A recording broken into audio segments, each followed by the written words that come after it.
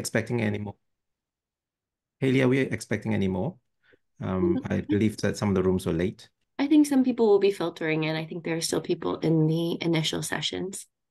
Let's start off with the introductions then. For those who don't know me, I'm Yeong Chong. I'm one of the interventional cardiologists at the Heart Institute.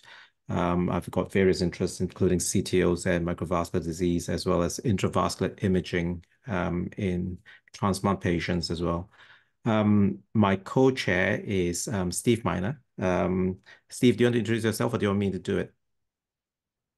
You're a better speaker than me. I don't think so, but then I'll go there. I'll read what you've given to me. All right. So Steve has done his fellowships in the University of Toronto, and the he's now in Southlake Regional Health Center since 2004, and he's the only one I know who has a dedicated cardiovascular integrated physiology program that he started in 2016, and which is why I'm drawing a lot on his experience to give us his take on how to deal and how to manage this disease entity and also how to take it forwards as a research program. Next on the list is Dr. Champart, who is a professor of medicine at the University of Montreal and also an interventional cardiologist in Montreal, where he serves as the head of the Division of Cardiology and the director of the Clinical Cardiovascular Research Unit. And he's also the chair of the CIU-SSS NIM HCSM Cardiovascular Health Program. So that's Dr. Champart. Dr. Lavoie is a little late. She's on a flight from Edmonton back to Regina. She will join when she arrives. So she is a clinical co-director of the Prairie Vascular Research Network and also the president of the Canadian Association of Interventional Cardiologists. And she serves on the board of governors of the Prairie representation of American College of Cardiology. Laurie-Anne, who will be also our first speaker, used to be our fellow until a few months ago. She's currently continuing her fellowship in Madrid, where she's working with someone who's famous, Javier Ascanet, and will explore and do more research into this entity and hopefully come back to Canada and join, hopefully, one of us in the panel. To further her research and also to take this field even further. She's one of the spot at Southlake waiting for you. There you go. You've got a job offer already. She's one of the few people who I know has much more energy than I do. And the harder the task it seems to be the more she thrives on it. So good on you, Laurie-Anne. The next speaker after that will be Dr. Zeeshan Ahmed, who is our newest interventionist at the Heart Institute. He did a year and a bit in Toronto, and we've managed to sneak him back into the Heart Institute to take this to help us with our program. And then Dr. Dominik Benz, welcome. He's from the University of Zurich. He was recommended through Dr. Beanlands as an expert in PET, and hopefully I can draw on his expertise in PET and microvascular disease. And then finally, Dr. Matthias Friedrich. He graduated from the University in Berlin, having had appointments in Calgary and Montreal, and is currently staff cardiologist at the Royal Victoria Hospital and has active research in MRI in microvascular disease as well. And I look forward to hearing from him because I've read a couple of papers and I don't understand much of it. So the more I learn about this condition, the more I understand that I know nothing about coronary artery disease. And I hope that the reason I've deliberately asked that questions are held till the end is so that it will stimulate even more questions and more discussion. And I hope that it will lead to future collaboration amongst the panelists today. All right, so Laurie-Anne, I'll start off with you. Off you go.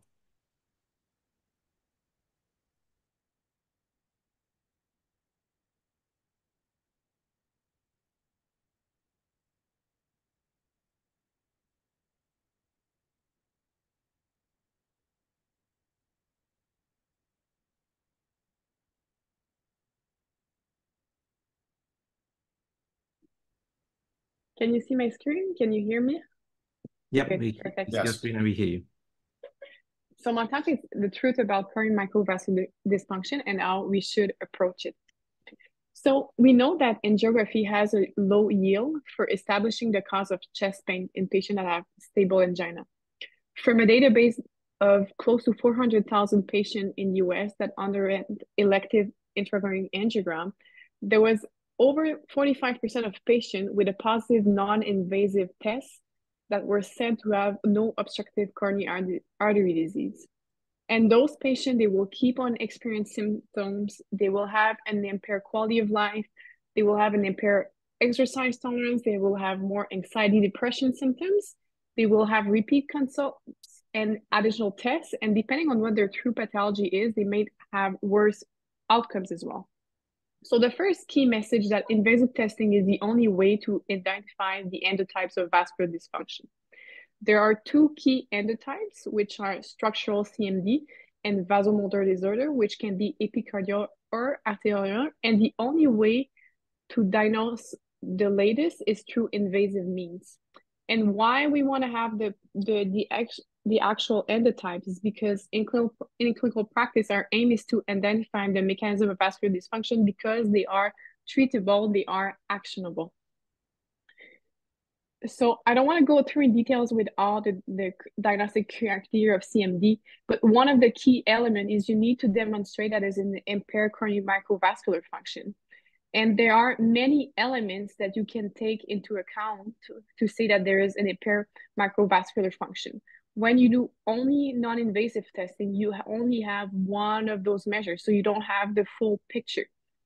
And the problem with coronary flow reserve basically quantifies the variation in the coronary flow in response to a stress. And it represents the flow under maximal hyperemia on the flow at rest. But even that measure has its own limitation. It's not microvascular specific. It's affected by both the epicardial and the microvascular domain. There are no clearly defined normal values, and it's affected by resting hemodynamics as well. So I don't want to go through all that algorithm because Zeeshan is going to talk about it, but really doing the whole invasive testing will allow you to assess the whole vascular function. Second key message is in OCA patients with abnormal coronary function testing, they fare worse. We often have the misconception that CMD and coronary vasomotor disorders are benign conditions, but they're not. From the WISE study that included 189 women with suspected ischemia, among those that had non-obstructive CAD, those that had a CFR of less than 2.3 had an increased risk of death, stroke, myocardial infarction, and hospitalization for heart failure. Third key message is that the optimal management starts with the right diagnosis. And there is clearly a therapeutic effect of a definitive diagnosis by invasive coronary function testing. And we know that from the famous Courtois trial that randomized 151 patients that had INOCA to invasive coronary function guided care or angiography guided care. And he linked it with the diagnosis of either microvascular angina, vasospastic angina, or cardiac chest pain. And patient received a therapy that was stratified according to the actual diagnosis. And we know from that study that it showed a sustained improvement in angina and quality of life. So this is a project that I want to talk to you about because I have the chance at training at the Hospital Clinical San Carlo. And number one, the first thing that impresses me is everybody in the cath lab is trained to do the invasive coronary function testing. And they have a much more practical approach to it, meaning that if the patient is already on the table, even if they didn't stop their medication, even if there was nitro or cardiogram given at the intro, they still take the opportunity of having the patient on the table to do the invasive coronary function testing. And the AID angio is a study that's currently ongoing. We actually just closed the enrollment of the patient. And basically, it's a structured strategy that was developed to help identify the cause of chest pain in patients referred for coronary angiogram. It identifies hemolactic symptom, epicardial coronary stenosis, structural CMD, and vasomotor disorders. And basically what happens is there's a coronary angiogram that's performed. If there are a stenosis that's more than 70%, it's assumed that it's the cause of chest pain. If there is an intermittent lesion, there's a physical assessment that is done. And if it's negative, or if there's no stenosis, we do the invasive coronary function testing. And what we do, what is the plan of the research project is we do the coronary angiogram, and then the refusing physician that is blinded to the rest of the study puts a tentative diagnosis in an envelope with a tentative therapeutic plan in an envelope. And after the patient goes through the whole strategy, and the whole team reviews after that the whole information from the strategy, and there's a definitive diagnosis and a definitive therapeutic plan that's made at that moment. And the main hypothesis is having such a structured strategy will lead to a higher diagnostic accuracy, meaning that in a lot more patients we're going to be able to establish the cause of chest pain. And the second hypothesis is that we're going to increase the number of patients diagnosed with CMD, and it will also lead to a significant change in patient treatment.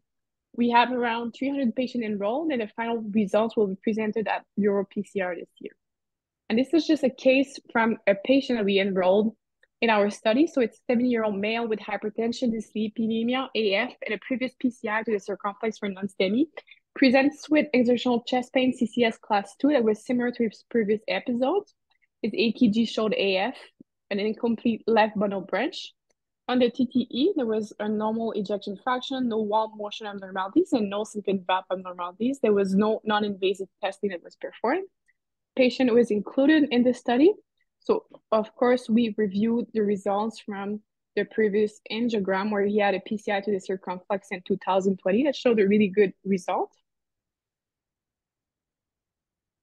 And after that, the patient underwent a diagnostic angiogram.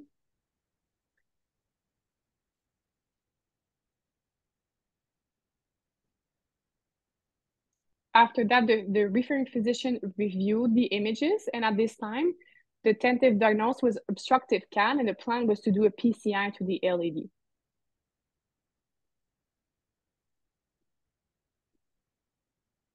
The patient then underwent the AIDS strategy. So because there was a significant stenosis that was less than 70%, there was a physiological assessment that was performed, and surprisingly, the physical assessment was negative with an RFR of 0.94.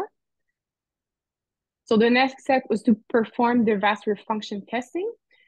First, we assess the endothelium independent function that showed a preserved CFR with a value of 2.9 and a high microcirculatory resistance with an IMR of 37. Even if we have that, we still then assess the endothelium dependent pathway. So this is just the test dose. There was no symptoms, no EKG change, and no significant spasm. And at the dose of 100 mic, you can see that there's an apical vasospasm that starts appearing. Patient had chest pain episode that were similar to his previous episode, and you can start seeing EKG changes with T-wave inversion.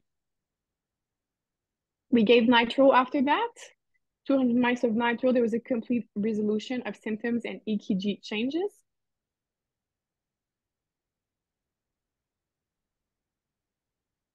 So we went from a tentative diagnosis of obstructive CAD to a definitive diagnosis of INOCA with a mixed endotype. There was both an abnormal endothelium dependent function with apical vasospasm and an abnormal endothelium independent function with high microcirculatory resistance.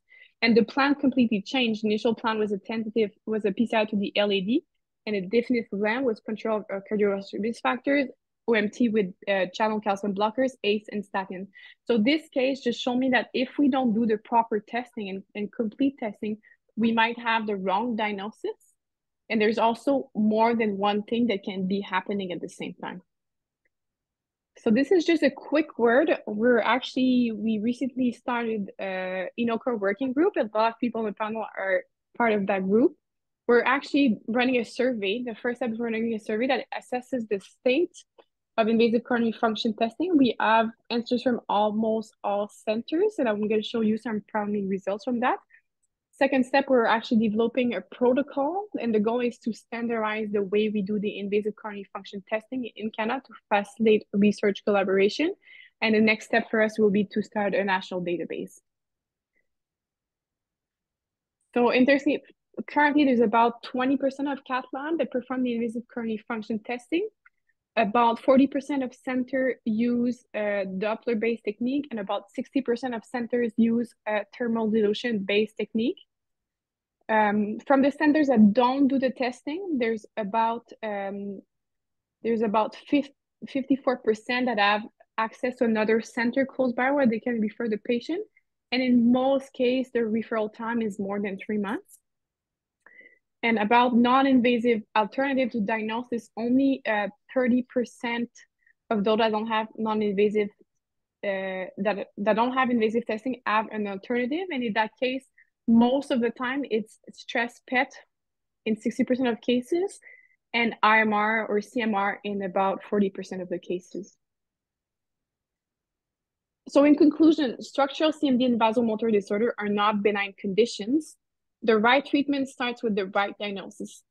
In patients referred for coronary angiogram, it is possible to assess for angiography, missed hemodynamic recipient obstructive CAD, structural CMD, and vasomotor disorders when you use a structured strategy like the 8-angio. Increasing access to invasive function testing of the microcirculation and vasomotor function in Canada is key, and finding the right treatment requires the right diagnosis. And we need to have more patients with a confirmed diagnosis as a result of performing invasive testing to include patient in trials that will help us define the right treatment for patients. Thank you. Thanks very much, Laurie-Anne. So if you keep increasing the number of patients that we diagnose this, or they will no longer be rare diseases, then we'll have to find a different day to present this. But without wasting any further time, I'll get Zeeshan to present his talk, and then we'll move on to the questions at the end, as I said from the beginning. Zeeshan? Yep, great. Thank you, Dr. Chong. I'm just going to try to start sharing my screen.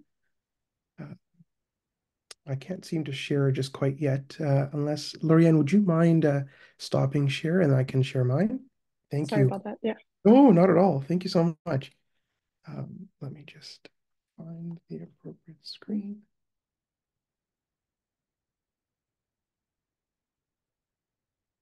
Good morning, everyone. You can see my screen? Excellent. Thank you, Laurie-Anne, for that great introduction. I think this is a fantastic opportunity for collaboration and discuss from experts in the field who've been doing this for a greater amount of time. In brief, the focus of this particular section of the workshop will be on the assessment and diagnosis of CMD with a little bit of a philosophical perspective on our predated understanding of coronary disease and where future directions are from a physiologic standpoint. So broadly speaking, instead of thinking of the coronary circulation as a static set of conduits that provide blood to muscle, the purpose of this undertaking is to look at the coronary circulation in its entirety as a dynamic system that meets the changes in myocardial oxygen demand, and also to refine the understanding of CED, rather than consider it primarily an epicardial disease process, is to put it under the umbrella of CMD as well, and other disorders that have been long neglected. To add that perspective, this is a diagram that I think says a lot. What we can see is what we tend to focus on, as Dr. Chong has always taught me over the years. In the coronary angiogram, you visualize 1/4 of the coronary tree, and you miss the prearterioles, the arterioles, and the capillaries, which you can't really visualize. The other thing is, when you look at determinants of myocardial oxygen demand and supply, when there's an increase in myocardial oxygen demand, there's effectively 2 ways to meet that demand. It's either to optimize myocardial oxygen extraction, which already from a myocardial cellular perspective is near maximal. And then the other way is to increase oxygen delivery, which is through coronary blood flow. So the only real opportune area for us to intervene from an understanding of this disease process is to increase coronary blood flow to prevent myocardial ischemia. And I think a lot of the disorders, which we haven't been able to see with the naked eye, but can appreciate through the advances of technology and physiology, will tend to focus around alterations in blood flow and endothelial tone. This is the normal coronary circulation. As you can see, there are 4 sequential conduits of different size and function. You have the epicardial arteries, whose primary function is conductions and distribution of blood flow. And then you have the prearterioles and arterioles, which are effectively high resistance circuits, which regulate and distribute blood flow to match the needs of local tissue metabolism. It's important to understand this because a functional system from a coronary standpoint is meant to maintain a constant state of coronary blood flow, no matter the hemodynamic challenges it faces. And it's especially important for mitigating ischemia. So broadly speaking, there's different areas of categorization, but this is one framework that has worked for me, is looking at CMD, as Laurie-Anne had mentioned, the different types of CMD broadly structured into the structural subtype and vasomotor subtype, and then the subsequent categories thereof. Endothelial dysfunction and vasospastic angina are considered vasomotor subtypes. And specifically, even further within vasospastic angina, there's epicardial versus microvascular angina. And structurally speaking, we talk about microvascular angina. So this is an overarching term. And a lot of the new research, up to 200 new papers a year, are being published in this area. And furthermore, I think North America and Canada more specifically, we have the opportunity to collaborate, I think, as centers across the country are now starting to engage more widely in this area of work. And we have colleagues that are going abroad, and Dr. Miner has been doing a lot of this work, perhaps alone. And I think it's a great area to collaborate in. So with regards to just a few areas of anticipated confusion in CMD, is we have to have unified nomenclature. I feel there's, even now amongst papers, there's different terminology sometimes. Although we do have the Quo Vadis diagnostic criteria, there's different working groups. Secondly, I think we need to address gaps in scientific and clinical evidence. So a uniform area of CMD diagnosis with a clear framework, which is, I think, where we're currently evolving towards, and then defining optimal management strategies. A standardized diagnostic process, as we've alluded to earlier, and then also understanding how it interplays with what we've known for a long time with macrovascular disease and atherosclerosis. Mechanistically speaking, in brief, the structural endotypes of CMD pathologically refer to microvascular obstruction with luminal narrowing of these small conduit systems, i.e. the arterioles and the capillaries, and it's often in the context of increased LV mass. The example of the prototypical structural endotype of CMD is microvascular angina, and its diagnosis typically depends on endothelium-independent vasodilators, so i.e. adenosine, which allows us to use indices such as CFR and IMR, which we'll refer to shortly. And then you have the vasomotor subtypes. And pathologically, well, first, in normal physiology, when there's normal endothelial function, acetylcholine release causes vasodilation of the epicardial and coronary microvasculature. And it does this through the release of nitric oxide. Now, when you have dysfunctional vascular endothelium, which is often linked in the continuum of cardiovascular risk factors, the vasodilatory response is blunted, and you can get one of two physiologic responses, either a reduced ability of the coronary microvasculature to augment or increase coronary flow, or acetylcholine actually activates smooth muscles and causes a reduction in coronary blood flow, a maladaptive and advanced response. So using this will, to look at this particular subtype, you have to use endothelium-dependent vasodilators, in this case, acetylcholine. And then the subtypes of vasomotor disorders in CMD are endothelial dysfunction and the different classifications of vasospastic angina. So this is a nice little overview of how we evaluate the coronary circulation using adenosine and acetylcholine. The coronary flow reserve evaluates the entirety of the coronary system, whereas FFR is an epicardial measure of assessment, whereas IMR is more specific to the coronary microcirculation, and acetylcholine-based testing can help us tease out endothelial dysfunction and if there's evidence of vasospastic angina, whether it's epicardial or microvascular. Broadly speaking, ideally in perfect conditions, patients would be counseled to avoid caffeine, long-acting nitrates, beta blockers, calcium channel blockers, or ACE inhibitors at least 24 hours prior to the procedure. Also, practically speaking, if we can keep sedation light during the procedure, particularly when you're doing the acetylcholine challenge to see if you have reproducible chest pain, it will be very helpful. Oftentimes, operators will use verapamil in the radial arterial sheath, which might confound testing when you're administering acetylcholine. So those are just some practical considerations. I'd like to briefly touch on the indices of coronary microvascular dysfunction. So you have the CFR, you have the IMR, and acetylcholine testing. So the CFR, Laurie-Anne has actually showed a part of the slide before. If you can look at the CFR as the capacity of the coronary circulation to deal with increased demand for myocardial perfusion, I think it makes it easier to understand what this does conceptually. So think of it kind of like a stress test. So mathematically speaking, it refers to the hyperemic coronary flow divided by the resting flow, and it's measured using a standard FFR and a thermodilution wire to measure the mean transit time. It is one of the oldest metrics of microvascular assessment, and it was initially developed to look at intermediate epicardial vessels. But because the coronary flow interrogates the entirety of the microcirculation, it's now being used for CMD. Now, because coronary flow also incorporates resting coronary flow into its derivation, it is more variable and can be less reproducible and is subject to more interoperator variability. So how do we measure it? So CFR is adjunctive to how you would do an angiogram. Essentially, you would position a guide catheter into a coronary artery. There's a pressure sensor on the wire, which is equalized, much as you would when you're doing an FFR.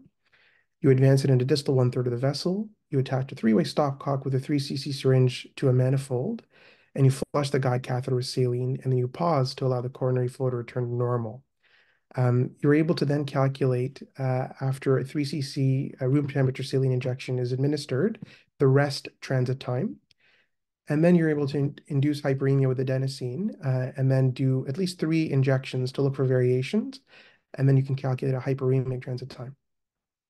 So that'll allow you to derive a CFR, and an abnormal CFR is defined as less than 2.0. And this is the value for the thermodilution derived CFR. So as I said, it's a global measure of vasodilatory capacity, and it may be impaired by abnormalities in the epicardial coronary arteries, the microcirculation, or both compartments. And again, the CFR is limited by high basal flow rates, and there's gender differences to this, with women having higher basal flow rates, reduced diastolic time, and raised intramyocardial pressure. The IMR, or the Index of Microcirculatory Resistance, what is it? It's a thermodilution-derived measure as well, and it reflects a minimum achieved microvascular resistance in the coronary vascular bed. And it's independent of epicardial arterial stenosis on rest measurements. It's easier to measure, it's more reproducible, and there's a clear normal value. And it's measured effectively, identical to the setup of a CFR, but you don't need resting flow measurements. So you induce hyperemia with adenosine, you get a PD at hyperemia, as well as a hyperemic transit time after injecting saline at room temperature, and the console will calculate the hyperemic transit time. An abnormal IMR is defined as greater than 25, and it indicates abnormal microcirculatory function. Now, there's different contexts in which you can interpret the IMR. We're going to talk about it in the stable setting, but in the context of STEMI, the IMR is a very strong clinical predictor of poor outcomes in patients that have abnormal IMRs. Patients with normal IMRs after revascularization in the context of STEMI will have lower rates of death, rehospitalization, or CHF.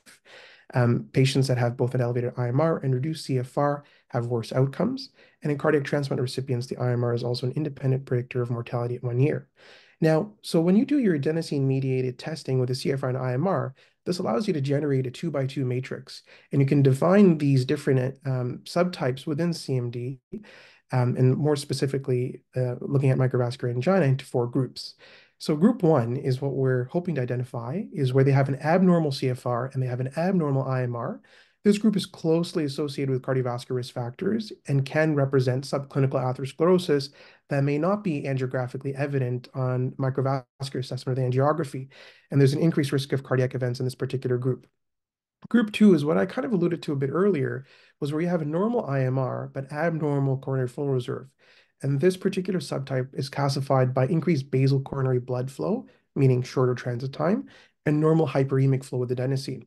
So we're not really sure what this group really portends, or these indices portend, but there's some studies that effectively identify that these patients have worse cardiac events during long-term follow-up in at least one study. Group 3 is the opposite, where you have a normal CFR, but an abnormal IMR. In stable disease, there's no clear association with long-term adverse cardiac events. We need more data. We do know that abnormal IMR in the ACS setting in STEMI populations portends a poor long-term outcome, whereas group 4, when they have normal CFR and normal IMR, is effectively the normal population that does not have microvascular angina.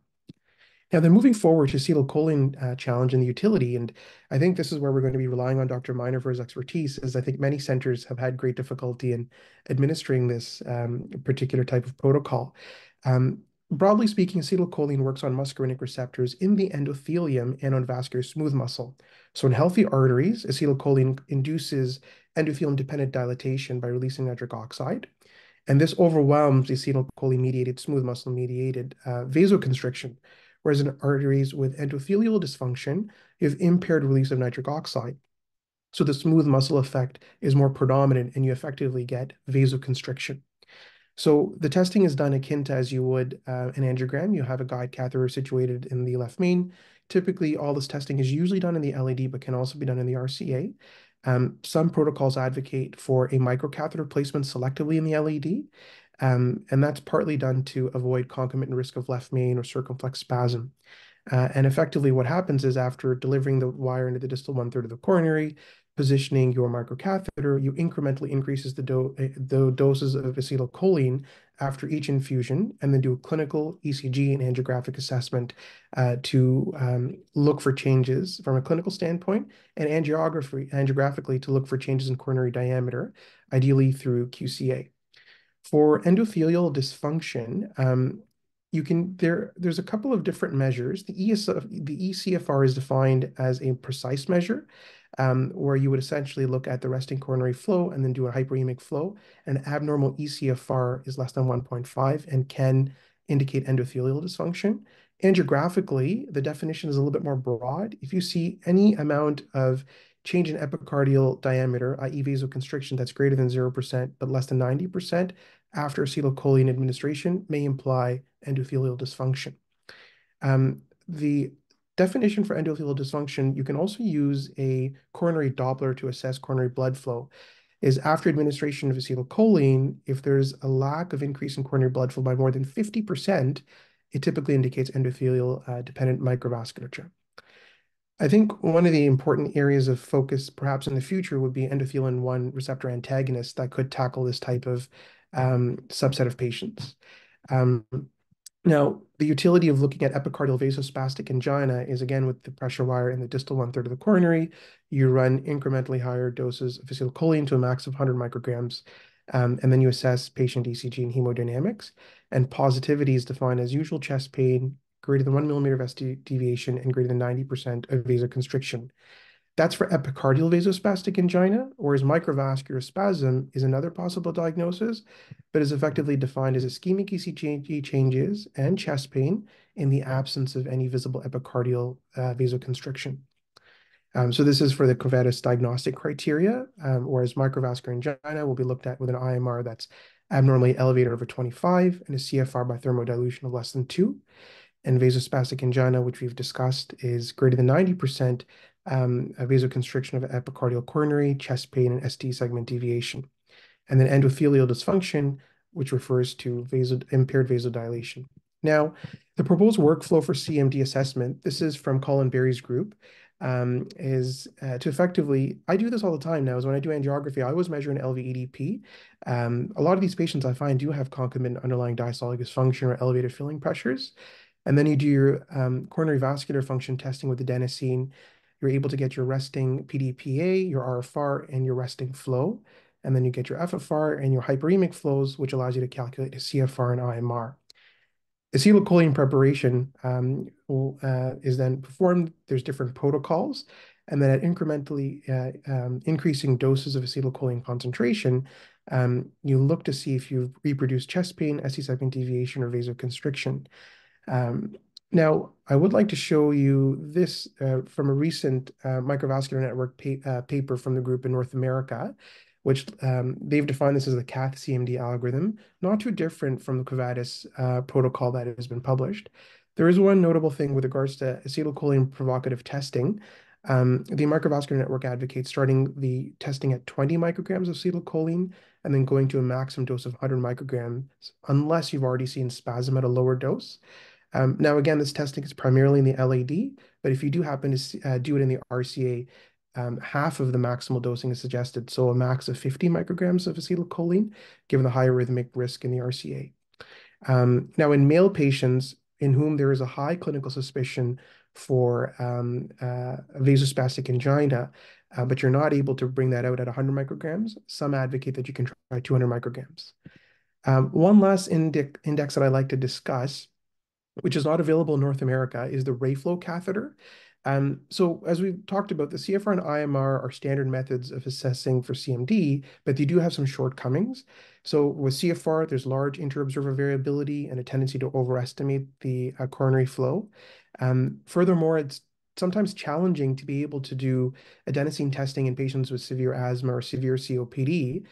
And technically speaking, CFR and IMR are surrogate measures of true coronary blood flow. So the Rayflow catheter is a special monoral infusion catheter that has its own wire that has segmented temperature sensors, and it uses a continuous saline infusion with thermodilation to obtain maximal hyperemia. And again, the wire is positioned in the distal 1/3 of the coronary. You administer the saline continuously, and in the absence of adenosine, you can actually calculate a true assessment of hyperemic flow of the coronary circulation. This method's safe, it's reproducible, it's operator independent, and doesn't require adenosine. And the safety of this modality has been proven in a small study. Now, quickly, the indices are great, but what do we do with them? Broadly speaking, Laurie-Anne's touched on this a little bit. In the structural CMD endotypes, i.e. microvascular angina, the treatment aim is pathologically, we know that it's due to intraluminal narrowing of these small capillary and arterial beds. We'd like to reduce myocardial oxygen consumption. We target and tailor therapy towards beta blocker administration or aggressive cardiac risk factor modification. And in the vasomotor subtype, the aim is to control vasomotor tone and normalize endothelial function as much as possible. Now, current scientific, I think, progress is at a limitation where we can do that via calcium channel blockers, ACE inhibitors, or statins. I won't go on CORMICA, but we see the value of invasive testing on this. This is Patrick Hoffman, one of our MRTs. We did the first case of Coroventus CoraFlow at the Heart Institute on January 21st, 2022 with Dr. Chong and Patrick and myself. This is an integrated advanced platform that allows you for assessment of epicardial and microphysiology. You can get FFR, RFR, automated pullbacks, and then you have comprehensive microvascular assessments with IMR, CFR, absolute flow and resistance. I did have a case, but I think Laurie-Anne has already presented one. So I think in the interest of time, I'll move on. But just takeaway points is, consideration of CMD, the diagnostic algorithm, can lead to a better understanding of the pathophysiology of angina and allows us to individualize patient care. Targeted therapy has been shown to improve patient-reported outcomes. And I think there is an importance to serve these historically, I think, neglected populations, and in the sense that you can stratify these undifferentiated patients and hopefully lead to further mechanistic understanding of what's going on in CMD and the different subtypes, and hopefully will lead to further therapeutics. So thank you all for your time. Thanks very much, Zeeshan. I've just been informed that I need to get everyone back to the main room at 4. So without further ado, I'll get Dominik to go with his presentation while he's getting his slides up.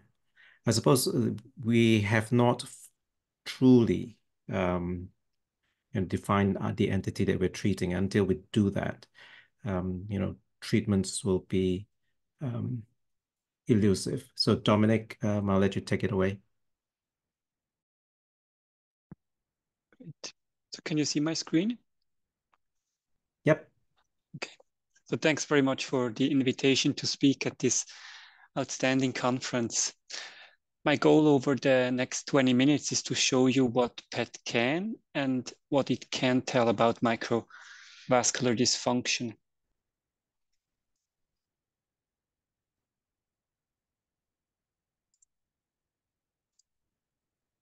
These are my disclosures. I will start with a few basic principles in PET perfusion imaging, and then speak about quantification of myocardial blood flow.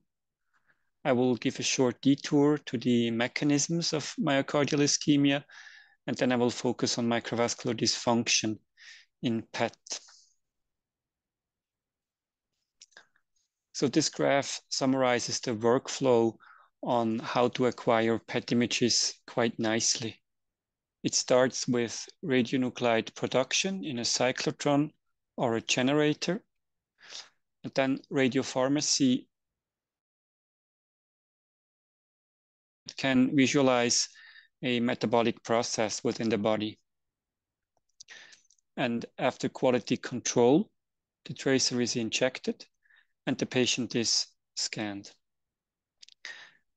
The physics behind the imaging is that these radionuclides have a positron decay, and the positron travels a certain distance until it annihilates with an electron.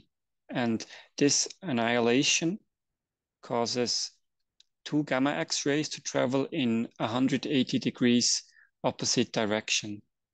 And if they coincide at the detector at the same time, so simultaneously, they are registered and then shape the image. Here you can see 4 tracers to visualize perfusion. The radionuclides are O15, N13, 82 rubidium, and F18. And the tracers that they are bound to is water, ammonia, chloride, and fluorpyridaz. Fluorpyridaz is not yet approved for clinical use, but is quite an interesting compound. The half-life of F18 is almost 2 hours, so you do not need an on-site cyclotron, but you can get the tracer delivered to your center and then scan the patients. The longer half-life also results in longer scan duration and higher radiation dose. Then rubidium is produced in an on-site generator, so this is much easier, and therefore is also widely used in clinical practice currently. Its short half-life results in short scan time and low radiation dose.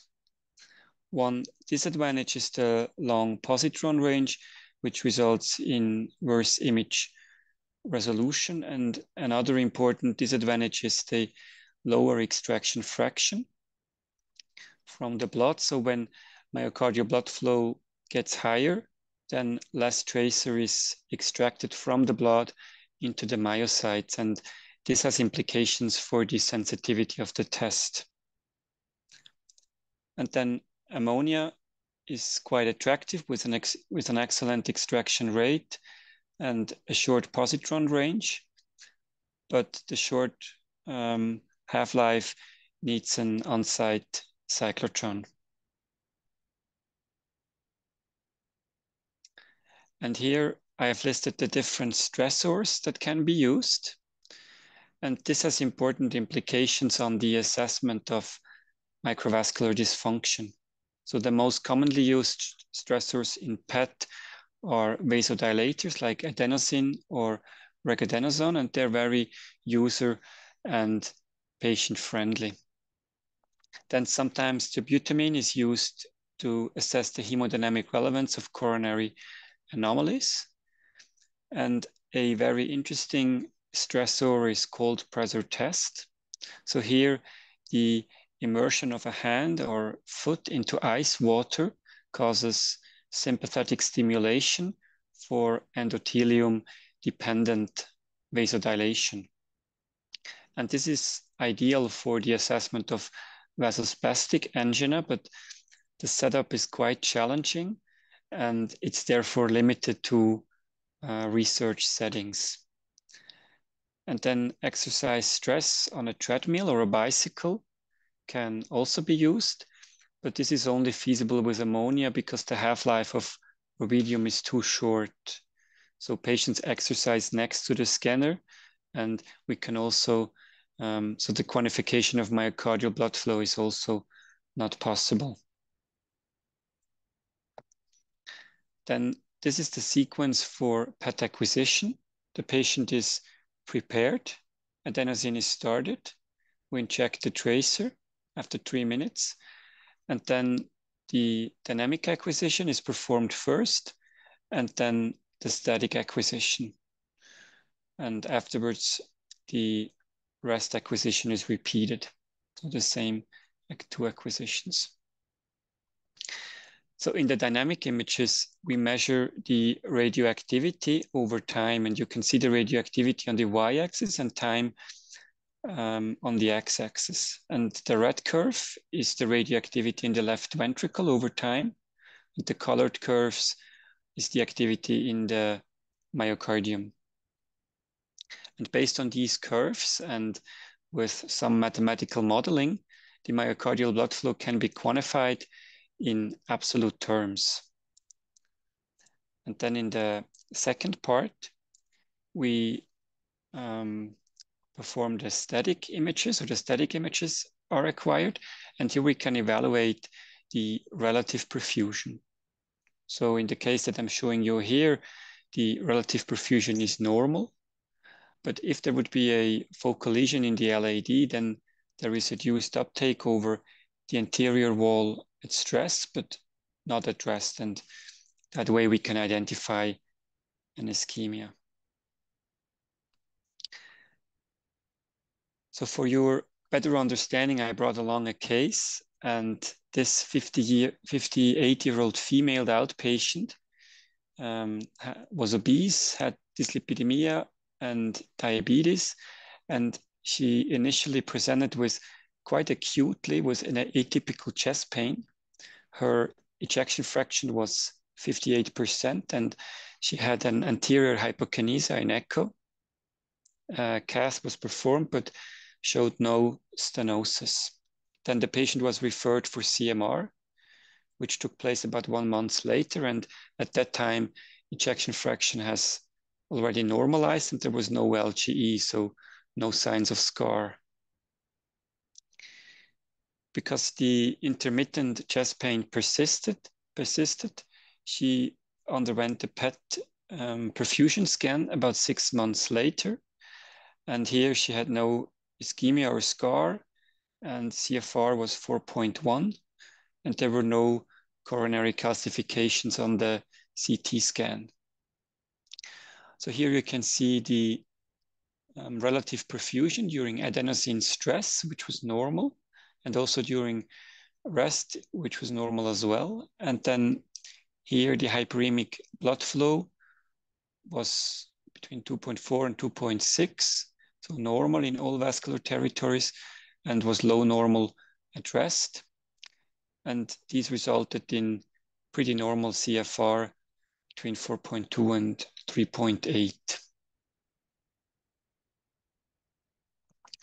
So this PET scan excluded microvascular angina, but because the symptoms were intermittent, we considered vasospastic angina, and she was referred for invasive testing. And the CAS confirmed the absence of coronary lesions in the RCA and in the left coronary vessels.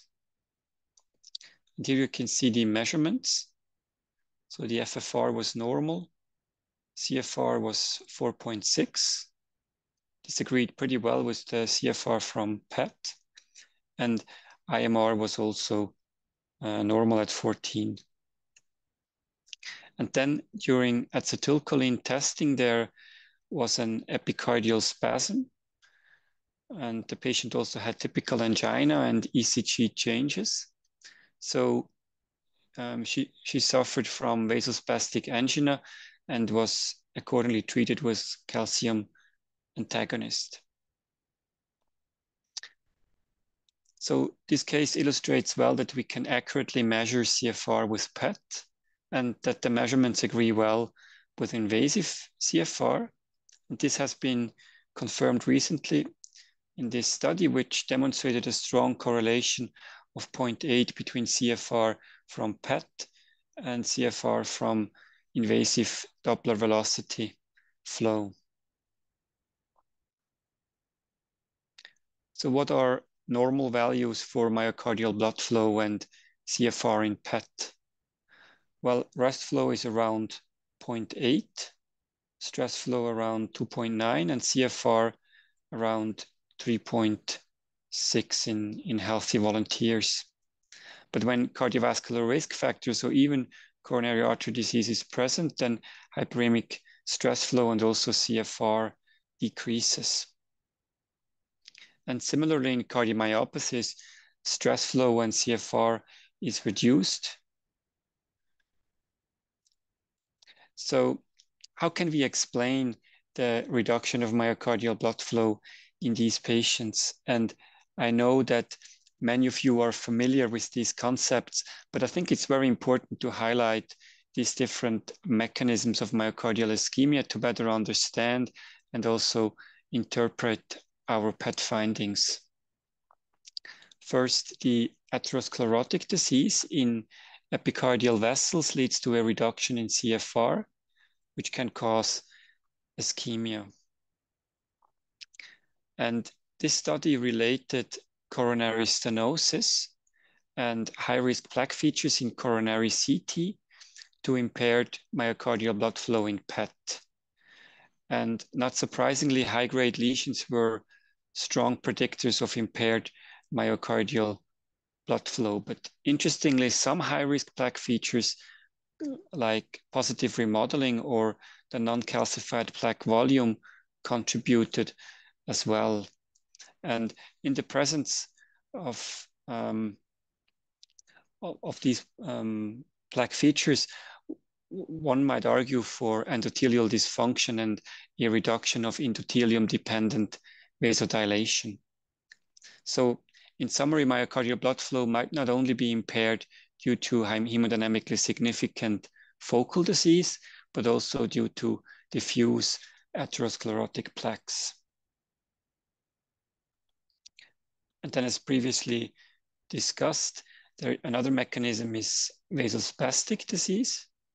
Like in the case that I just demonstrated, focal and transient vasospasm might cause angina, but myocardial blood flow and CFR in PET can be normal because vasodilators like adenosine only detect microvascular angina. But if cold pressor test or CPT is performed, then this vasospastic component can also be detected in PET.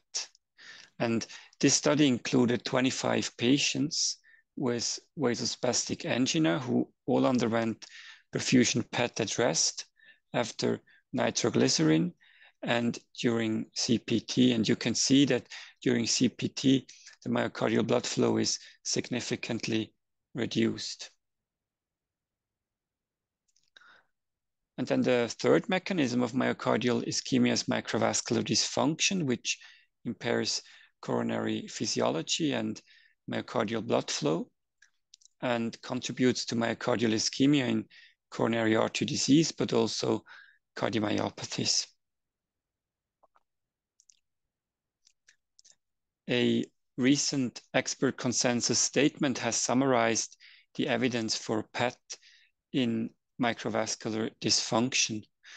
And first and foremost, it's very important that PET perfusion should exclude any relevant CAD by relative perfusion defects. And once this is done, they identified 4 clinical scenarios in the interpretation of myocardial blood flow at rest and stress. So first, when both stress and rest myocardial blood flow are normal, then MFR or CFR is normal and microvascular angina is unlikely. Then MFR is normal, but both stress and rest flows are reduced. And this can be seen in low blood pressure or low heart rates, typically in athletes. And this also indicates normal microvascular function. And then the third scenario is the classical coronary microvascular dysfunction with normal rest flow, but reduced stress flow. And here MFR is reduced, and these patients typically suffer from cardiovascular risk factors. And then the fourth scenario are patients with reduced MFR, but normal stress flow. And these patients have high rest flows due to hypertension or obesity, anxiety, female gender, or renal dysfunction. And in their daily routine, they might indeed suffer from microvascular angina because they cannot increase their flows, their flow reserve appropriately. Well, so far so good, but unfortunately, clinical practice is much more complex. And Dr. Lance Gould, who is a pioneer in the field of PET perfusion imaging, responded to this expert consensus statement with an alternative viewpoint on how to differentiate microvascular dysfunction from diffuse epicardial coronary artery disease in patients without perfusion defects. And I will try to guide you through this concept step by step. And before I start, it's very important to mention that all these patients have normal relative perfusion. So there is no perfusion defect. And the first group are healthy volunteers, and they have normal stress flow and normal CFR, and 100% normal coronary flow capacity. So coronary flow capacity combines stress flow with CFR. And this is probably the novel aspect of this concept, he suggests to measure the transmural perfusion. And this is measured as the distance of the myocardial wall at stress and at rest. And when there is subendocardial ischemia, then the distance at stress becomes smaller than at rest. And when the ratio of the distance at stress over the distance at rest falls below 0.8, then this is subendocardial ischemia. So the measurement is then performed radially throughout the heart and gives a percentage of how much of the heart has subendocardial ischemia. Dominik, could I get you to finish in a minute so that Matthias can go? Of course, of course. In patients with severe three-vessel disease, you typically have a high rate of 50% of subendocardial ischemia. In patients with mild diffuse epicardial CAD, you have about 25% of subendocardial ischemia. So here, this is epicardial CAD that causes the angina. And then in patients with microvascular disease, you do not have any subendocardial ischemia. So, ladies and gentlemen, I will summarize my take-home messages. PET is a reliable and accurate tool to quantify myocardial blood flow at rest and during vasodilator stress.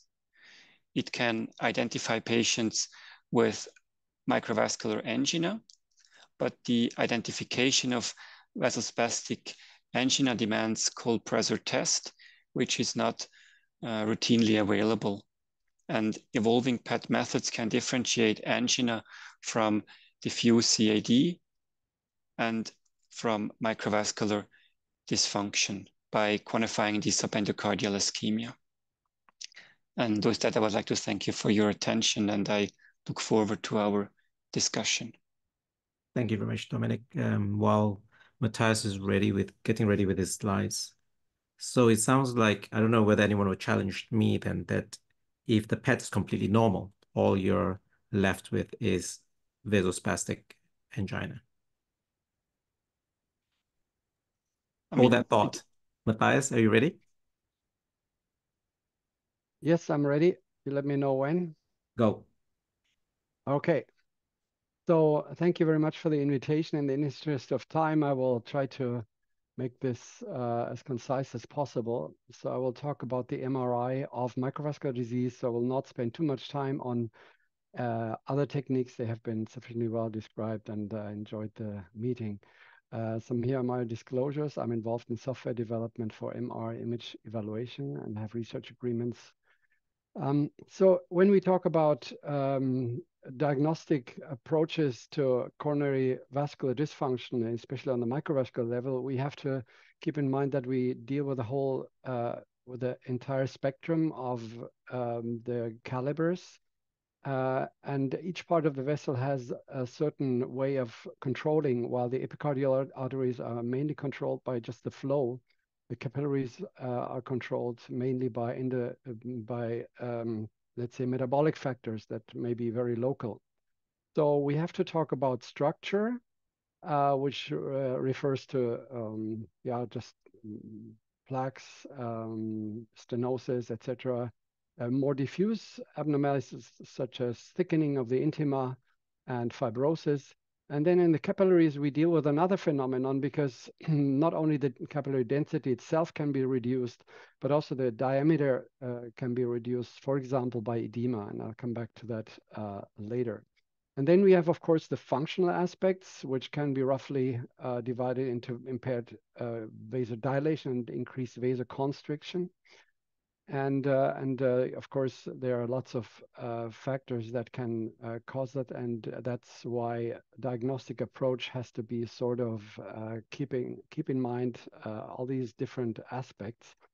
And it's important to again reiterate that when we talk about microvascular dysfunction, so something that does not happen in the epicardial artery, or at least not visibly happens there, then is more likely to just respond to changes in the intravascular pressure and especially to metabolites. So what can CMR offer here? So CMR is the acknowledged quantitative gold standard for morphology and function. So can talk about LV hypertrophy, wall motion abnormalities, and strain, which can be secondary to microvascular dysfunction and which are important also to look at specific etiologies such as cardiomyopathies, valvular heart disease, coronary artery disease, myocarditis, etc. And then there are specific approaches of CMR to look at the actual dysfunction, so the lack of a proper distribution of blood into the myocardium despite normal epicardial arteries. So one approach is adenosine stress perfusion CMR, and another approach is flow-sensitive CMR of the coronary sinus to look at coronary flow reserve. And then I will talk for a while about a technology that we are promoting as a new technology, which is called oxygenation-sensitive cardiovascular MR. So when we talk first about morphology and function, this is just an example. There's a paper that is now in press based on multiple studies, normal values, age and sex matched, looking at things like mass index and stroke volume index, so precise markers for the status of the heart. And then when we talk about etiologies, so the two, from my point of view, most important factors are the pattern of irreversible injury that could be caused by infarcts, so scars induced by infarcts, by infiltration, or by replacement fibrosis, or by fibrosis caused by chronic injury on a global scale to the heart, like in dilated cardiomyopathy. So here we have to be aware that especially in women who are maybe relatively spoken is more suffering from microvascular disease, have found to have a prevalence of 8% of scars. So there are a lot of undetected myocardial infarction. But also 1/3 and 1/3 of them did not have a prior diagnosis of, but there are also, of course, lots of atypical patterns. So this helps a lot in diagnostic and therapeutic decision making. Another important aspect that, from my point of view, is a little bit underestimated in its role is myocardial edema. So this is here an example of stress-induced cardiomyopathy Takotsubo, which is a poster child of microvascular dysfunction. But microvascular dysfunction here has to be understood as a problem of the space around the capillaries, around the blood vessels, because myocardial edema is known to compress capillaries, and therefore perfusion on that level just cannot happen in a normal fashion. And I think this is a very rapidly evolving field of research, looking at myocardial edema as an important bystander of heart failure and diseases that come with microvascular dysfunction, such as HFpEF. So MR, besides providing additional information on that, now can also focus on the perfusion itself. So this is an example of a patient with a mild wall motion abnormality on the left side. And a nuclear study had shown a lateral defect, but it was not clear how much of that was related to a previously known infarct. So the baseline scan shows a fairly homogeneous distribution of the contrast agent, but during adenosine, you see a fairly large perfusion deficit, lateral and inferior and infralateral, of which only a small part is actually an infarct, which means a large portion is hypoperfused myocardium. So this is a technique that has been known since a long time, and has also shown its value in looking at microvascular disease. Here's an example from Cedars-Sinai Hospital, 50-year-old female with persistent angina, normal wall motion, overall fairly normal morphology, but increased LV mass. And she has a more diffuse perfusion deficit here in 2 slices that is not associated with any scars. And this would be an example of an impaired global perfusion consistent with what we would understand as microvascular dysfunction. So adenosine perfusion CMR has shown a strong impact on outcomes. It's in fact as good as FFR, but coming with less interventions. So as shown here in the MR-informed trial. So it is a very accurate marker, and is now also first pass perfusion imaging is now officially accepted by the FDA as a clinical tool in the United States. And a recent paper has shown its accuracy to detect coronary artery stenosis as superior to SPECT in basically all areas, except for sensitivity, whereas it was non-inferior, but in all other areas, area under the curve, specificity, positive and negative predictive value, there was always a significant, let's say, advantage of CMR. This has also been used for microvascular disease here in a paper from 2 years ago from Ranjit Arnold from Leicester in the UK, showing the utility of CMR with adenosine perfusion combined with fibrosis imaging. Here, this is an ECV map to identify patients with HFpEF. And it also could show that it had a significant prognostic value in these patients. So for both, for a low myocardial perfusion reserve and also for fibrosis, but the perfusion reserve was particularly good at differentiating good from bad prognosis. Adenosine perfusion imaging has undergone a lot of development recently, which has led to a quantitative approach here in a paper by Ahmed Kiribiri's group from London, high resolution perfusion CMR that has also already been applied to microvascular dysfunction.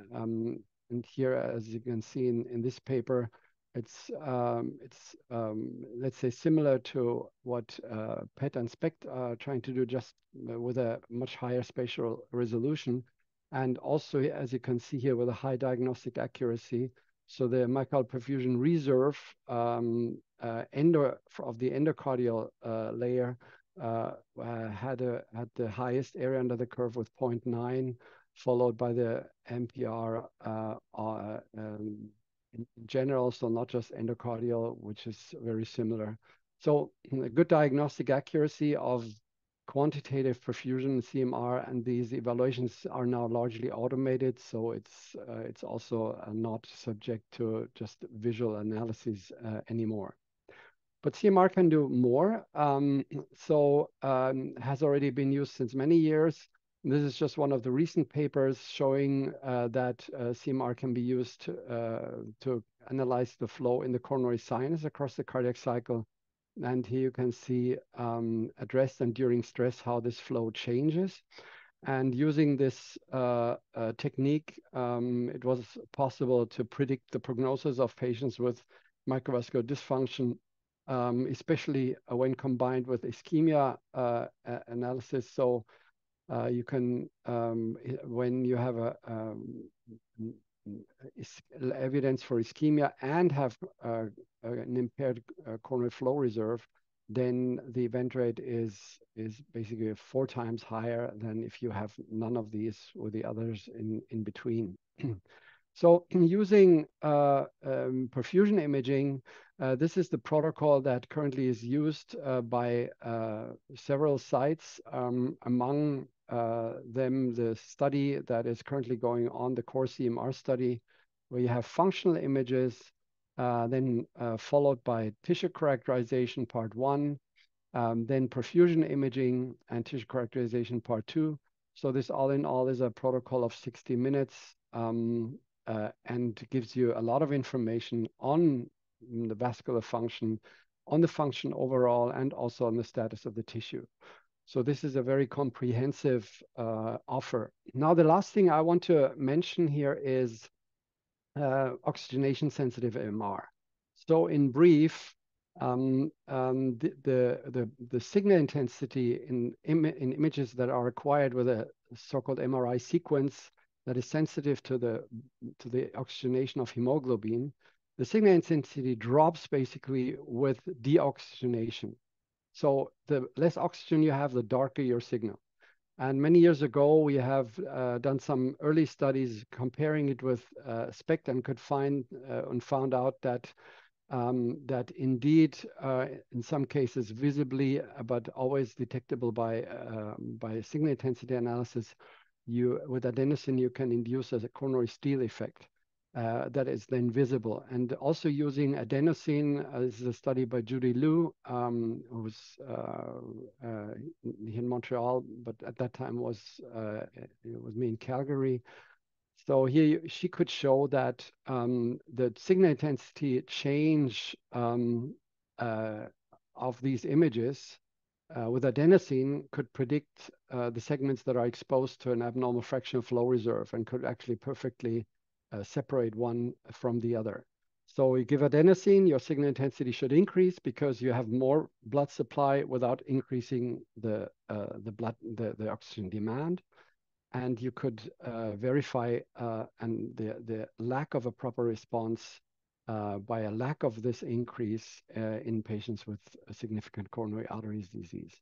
Now, over the recent years, we have taken this one step further. So this approach that you see here doesn't need a contrast agent. So this is not perfusion. The contrast is in the images themselves. But then we also went one step further and got rid of the adenosine. Now, how can we do that? Actually, it's based on breathing maneuver. We know that when you hyperventilate, that you breathe out carbon dioxide, whereas the opposite happens when you hold your breath, carbon dioxide increases. But carbon dioxide is a known strong vasodilator for the myocardium and, by the way, for the brain, not for other organs. So if you hyperventilate and you get rid of your carbon dioxide, your coronary blood flow actually decreases by up to 25%. Whereas if you then hold your breath, your even 30 seconds of apnea will increase the coronary blood flow so that you have a delta here of 100%. So you can double your coronary artery blood flow just based on the breathing pattern. So hyperventilation followed by apnea. This is also has been known since a long time. So here's the response curve in the brain, which is very similar. Hyperventilation leads a quick drop of carbon dioxide and is also associated with an equally quick drop of the signal intensity of images that are sensitive to this effect, so-called bold sensitive or oxygenation sensitive CMR. Now, this approach with the breathing maneuver has been applied. We have done several experimental studies with animals comparing to blood flow, and done safety measurements. And this was one of the first clinical studies. This one is in patients with coronary artery disease, where you could show that the increase of signal intensity, which reflects oxygenation, during the breath hold after hyperventilation, could differentiate stenotic territories from others. So this is the responsiveness of the coronary vascular system. Because this doesn't really discriminate itself from vascular dysfunction based on epicardial, you can see actually both. You can see the abnormal response in the coronary territories if there's stenosis, but also global malfunction like here in patients with severe diabetes. This is how the cine images look like. And so here you see that ischemia and deoxygenation, actually it's not a static phenomenon, but it happens actually during end systole and early diastole. Here you can see that the dark signal represents a low oxygen level. Here in an occlusion of the LAD, this is an example of the RCA. And here's an interesting example. This is a patient with LAD and circumflex stenosis. And if you look at that, you saw that there is a region right in between that looks practically normal. So you would say, okay, there's some abnormality here, but there's something in between that is abnormal. So how can that be? And it can even get more confusing than if you look at the perfusion, because the perfusion shows, oh, wow, the abnormality is actually exactly in that center that looked normal in the oxygenation change. So how can that be? But the solution is actually very simple. There's a small infarct in that region. So in the infarct there, because there's no viability, you do not have any significant deoxygenation. So the perfusion was wrong because the perfusion indicated there would be a small deficit here, but that area is actually okay, whereas perfusion missed the peri-infarct ischemia that was still there. So this is an indicator how, given the spatial resolution, what we can expect from this technology. There's a multi-center trial underway, which is expected to end this summer. An interim analysis has shown respectable sensitivity and specificity of 85 and 79%. But if you add an automated evaluation using machine learning, you have actually sensitivity of 91%, specificity of 81% to detect segments with coronary artery stenosis. The technology is reproducible, as we have recently been able to show. So if you repeat the breath holds, you get the same results. And it was applied also to microvascular dysfunction.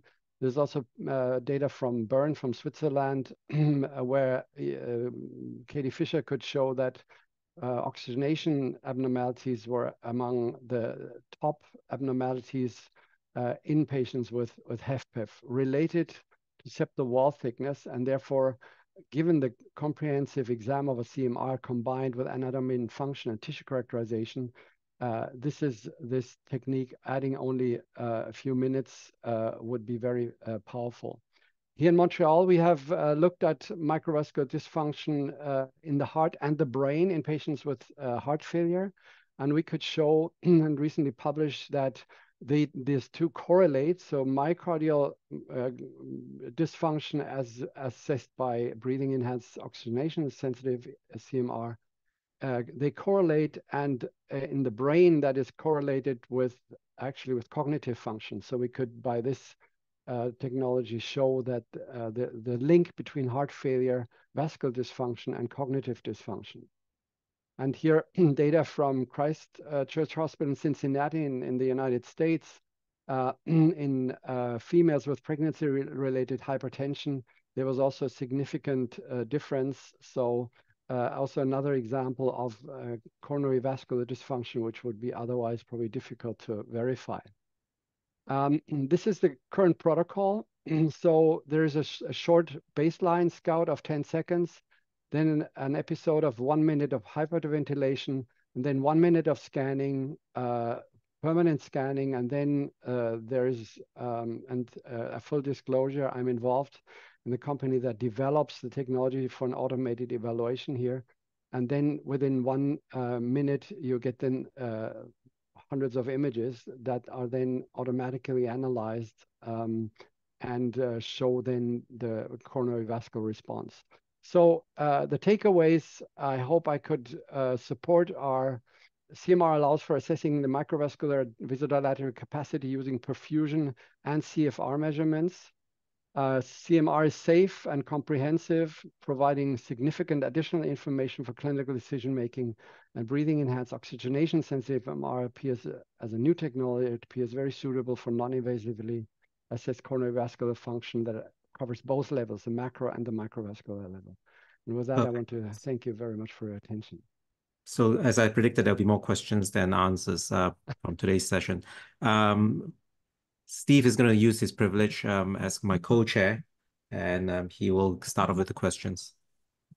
So first, I want to congratulate all the speakers. Those were fantastic talks, and I've got about 3 pages worth of questions that we don't have time for. So I'm going to warn Doctors Friedrich and Benz that I'm going to pick on you specifically.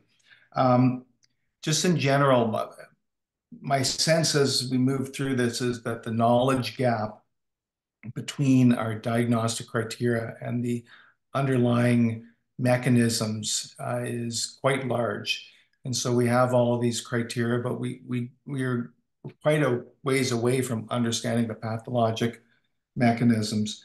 And I'm most interested these days in the patients who have increased basal coronary blood flow, and in particular those whose blood flow is increased even after you control for external work. So tons of baseline coronary blood flow, and there are a couple obvious possible mechanisms. One would be metabolic. So if you have mitochondrial dysfunction and you don't utilize your oxygen well, that would cause an increase in coronary blood flow that would be appropriate. And then you could talk about autoregulatory disorders where the blood flow is inappropriate. You don't need that much oxygen, say, but you're getting it anyway.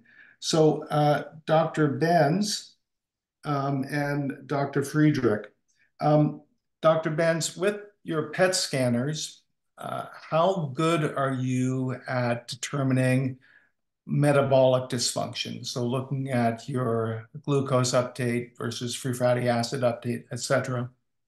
Are you able to identify these types of problems? And Dr. Friedrich, how good are you at assessing oxygen saturation in the coronary sinus, so that if the increased baseline coronary blood flow is appropriate, then the coronary sinus oxygen saturation should be normal or low. And if it's inappropriate due to autoregulatory disorders, the coronary sinus should be relatively oxygenated, because you simply have excess blood flow due to autoregulatory problems. So I'm going to give you guys those tricky questions and see what you have to say.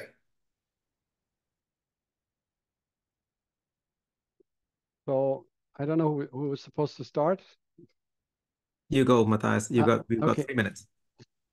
So I think these are excellent questions, and of course we are not, let's say, we are not that advanced in the validation studies and in the, but we have done, and that is also addressing Eric's question about what is so far available in terms of validation. We have done extensive studies in pig models where we use coronary flow measurements and coronary sinus saturation measurements to validate this. And this is also published, about 10 papers in total by us, and also some others have validated that at the NIH and in Oxford and in China. But considering the other question regarding measuring oxygenation in the coronary sinus, we have not done that yet, but there is no reason why this should not work.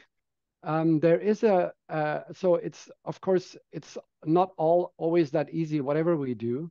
So the oxygenation sensitive imaging works very well in a sense that the signal intensity is closely related to the actual oxygenation of hemoglobin, but it's the hemoglobin oxygenation. It's not the oxygenation in the blood in general. So, and the other confounder is blood flow. So we have to, so blood flow in general can have an impact on the signal intensity and also severe anemia. So there are a few limitations, but in general, what we are already doing in our data is that we actually look at the signal intensity normalized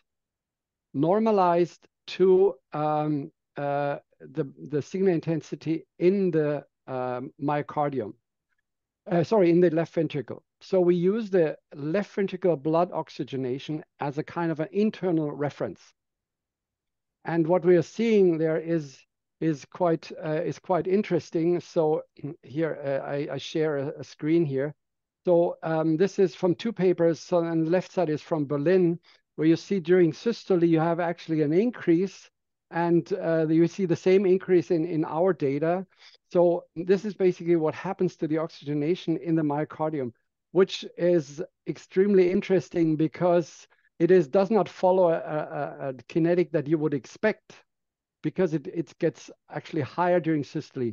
But there are actually very good explanations about the pump function. You actually expel the venous blood from the capillaries into the venous system, and so you decrease the deoxygenated hemoglobin. But long story short, yes, it is possible. There are a few limitations, and the studies have to be done. But I don't see any reason why this should not work. We have already studies out there looking in congenital heart disease for saturation, oxygen saturation in the blood to verify shunts. So this can be done. And so I'm also expecting that these data would hopefully soon be available. Dominik, do you want to say something before we move back to me? Just very quickly, I might add that the cool thing about PET is that we can use different tracers to look for different metabolic processes. And there is quite some literature on C11 acetate PET, where you use acetate to measure the oxygen consumption.